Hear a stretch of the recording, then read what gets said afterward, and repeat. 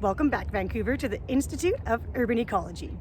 On today's episode, I'm going to talk all about native plants and how you can use them at home in your own garden.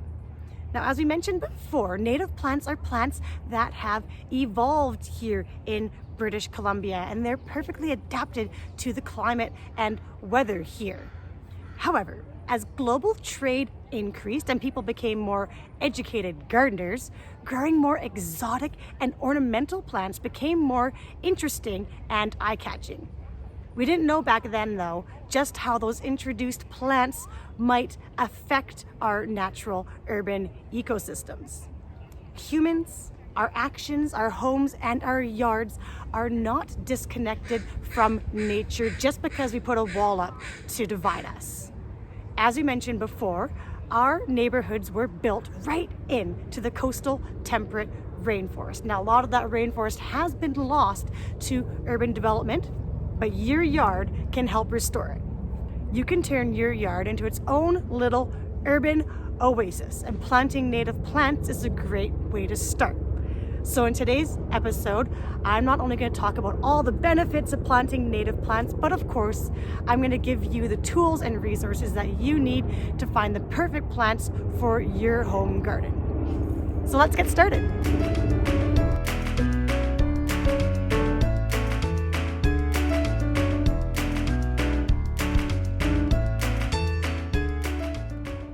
As we look at our neighborhoods from the air, you can start to see that if we added up all of the area of our yards together, that it ends up being a pretty large portion of land.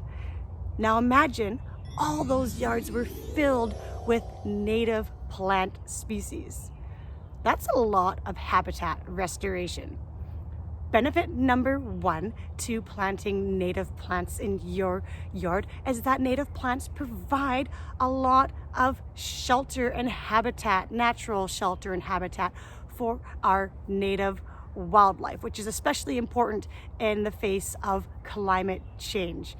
Now, native plants help provide our local wildlife with food and shelter, nesting sites for birds and pollinators and all sorts of other wildlife. Benefit number two, native plants help native bees. Now, our wild bee populations are declining due to things like habitat loss, disease, and pesticide poisoning. Agricultural honeybees are struggling as well, but you can help save the bees by turning your yard into its own little bee sanctuary. Now, our native bees and native flowers have evolved together for centuries. And now when two different species benefit from each other like bees and flowers do, we call this a mutualistic relationship, meaning each gains something from the relationship or depends on one another. Now, when we introduce exotic plants or plants selectively or genetically modified by humans in a greenhouse, that mutualistic relationship is broken and the bees and plants may not get all the things that they need from each other in order to survive. Benefit number three, planting native plants helps stop the introduction or spread of invasive species. Now, plants like English ivy, butterfly bush, and the Himalayan blackberry were all introduced into our urban gardens as exotic plants, and they're now escaped from our gardens and are threatening the natural biodiversity of our urban rainforests. Check out our previous video, the Coastal Temperate Rainforest Invasive Species, to learn more about these invasive species and how to identify them and what you can do to help. I'll also include links in this video description as well if you want to see if you have any invasives hiding out in your garden at home. Benefit number four, native plants are low maintenance. Again, they are adapted to our climate here. So when they're planted in the right conditions and once they're well established, a lot of native plants don't require any extra watering or fertilizer, and they can even be more resistant to our native plant pests. Benefit number five, Native plants are beautiful, and growing native plants is a growing trend.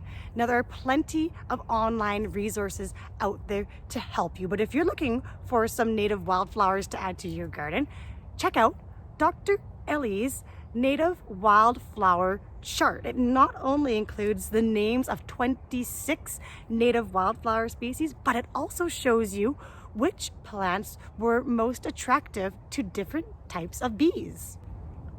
In our Soul Garden in Coquitlam, BC, we grow native mock orange, Oregon grape, Nootka rose, thimbleberry, and salmonberry.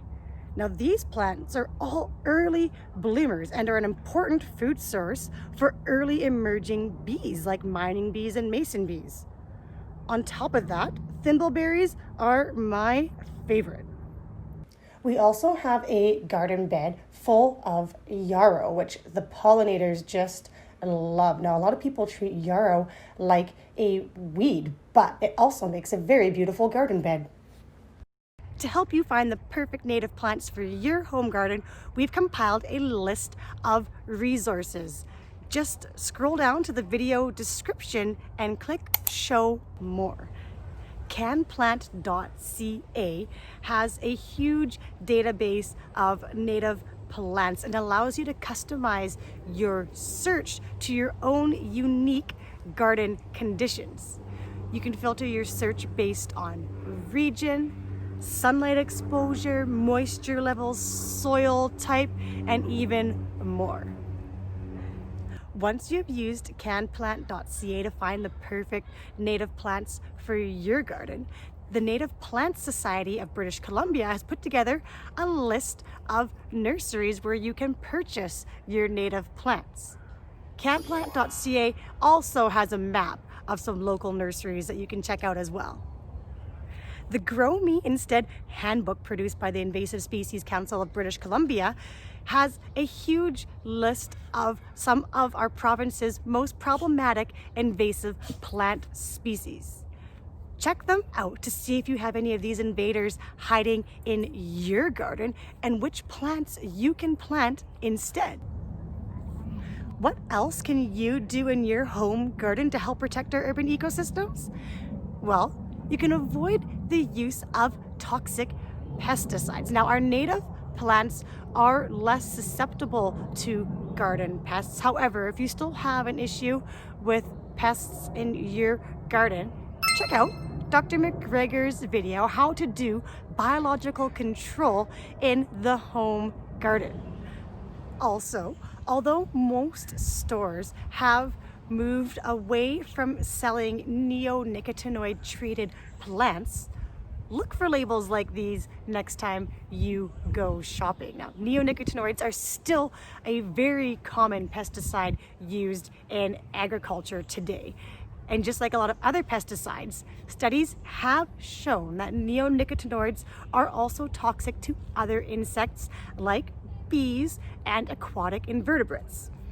Now, these insects, the insects in our gardens and in our urban ecosystems, form the base of many food chains.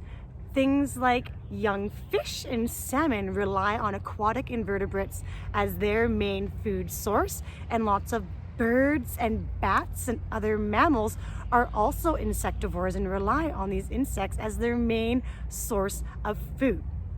By reducing the amount of pesticides used in your home garden, you're helping to reduce the amount of pesticides in our urban ecosystems, and that's going to go a long way when it comes to protecting our native wildlife, especially the bees.